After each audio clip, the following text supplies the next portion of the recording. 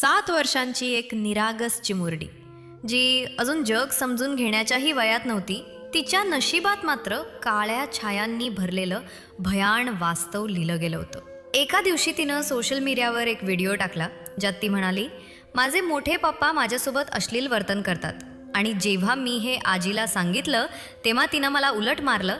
बुवालाही सांगितलं पण तिनं दुर्लक्ष केलं, म्हणूनच मी हा व्हिडिओ टाकते. हा व्हिडिओ पाहता पाहता सोशल मीडियावर प्रचंड व्हायरल झाला आणि हे प्रकरण थेट पोलिसांपर्यंत पोहोचलं. पोलिसांनी तत्काळ तिच्या घरी जाऊन चौकशी केली आणि त्यातून जो सत्य समोर आलं त्यानं सर्वांचं मन सुन्न केलं. कारण त्या चिमुकलीचं म्हणणं खरं ठरलं. परिणामी त्या वृद्ध आजीला, नणंदेला आणि त्या मुलीच्या मोठ्या पप्पांना अटक झाली आणि तुरुंगात पाठवण्यात आलं. समाजभर पोलिसांच्या कार्याचं कौतुक झालं, कारण एका छोट्याशा मुलीच्या धैर्यानं मोठा अन्याय उघडकीस आला होता. मात्र काही महिन्यांनंतर एक अंगावर काटा आणणारी बातमी आली. त्या चिमुकलीचा निर्घृण खून झालेला होता. इतका भयानक की तिच्या मृतदेहाला कुजून कीड लागलेली होती. संपूर्ण समाज हादरला आणि जेव्हा पोलिसांनी तपास केला तेव्हा जे सत्य समोर आलं त्यानं सगळ्यांना गप्प केलं. कारण एका लहान मुलीनं धाडस करून जी लढाई लढली त्याची किंमत तिला प्राण गमवून द्यावी लागली. ही एक साधी घटना नव्हती, तर माणुसकीला हादरवणारी आणि अंतर्मुख करणारी कहाणी होती. आजही अनेक जण तो व्हिडिओ आठवून थरकापून जातात आणि मनात एकच प्रश्न उमटतो, मुली खरंच सुरक्षित आहेत का? मित्रांनो, पुन्हा एकदा तुमचं स्वागत आहे आपल्या मराठी यूट्यूब चॅनलवर. ही घटना लखनौच्या कैसरबाग कोतवाली पोलीस ठाण्याच्या हद्दीतील असून खंदारी बाजारजवळ असलेल्या अपार्टमेंटमधून 15 जुलै 2025 रोजी रात्री 3:10 पोलीस कंट्रोल रूमला एक फोन आला, ज्यात सांगितलं गेलं की 7 वर्षाच्या मुलीची हत्या झाली आहे. पोलीस तात्काळ तिथे पोचले आणि चौकशीत त्यांना एका लहान मुलीचा मृतदेह सापडला, जो पाहून त्यांचे देखील मन हादरलं. तिथे उभी असलेली महिला स्वतःला त्या मुलीची आई म्हणून सांगते आणि तिच्या पतीने म्हणजे मुलीच्या वडिलांनी तिची हत्या केल्याचा आरोप करते.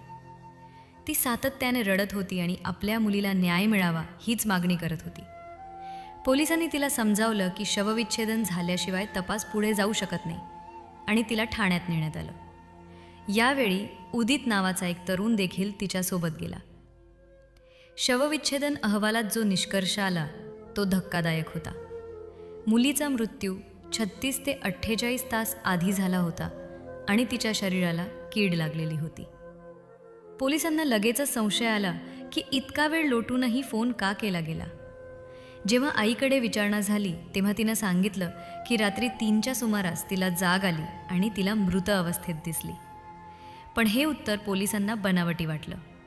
पुरे पोलिसांनी तिच्या पतीला, शाहूला ताब्यात घेतलं आणि त्याच्याकडून समजलं की त्या महिलेशी सतत भांडणं होत आणि तिनं त्याला घराबाहेरही काढलं होतं.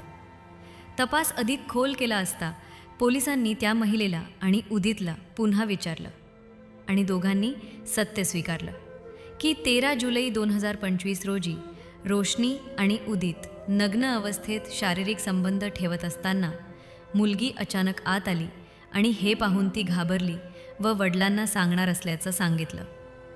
यामुळे रोशनीनं संतापून तिच्यावर हात उचलला, पोटावर चढली आणि उदितनं तिचं तोंड दाबून नंतर गळा दाबून तिची हत्या केली.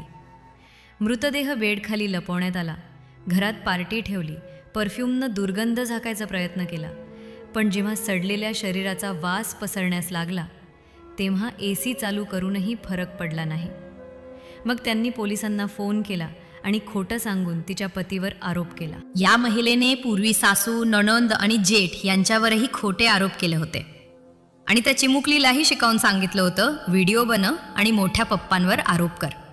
त्या निरागस मुलीला फसवून मोठा खेळ खेळला गेला आणि जेव्हा ती त्याच स्त्रीच्या कृत्यांची साक्षीदार झाली तेव्हा तिचा जीव घेतला गेला.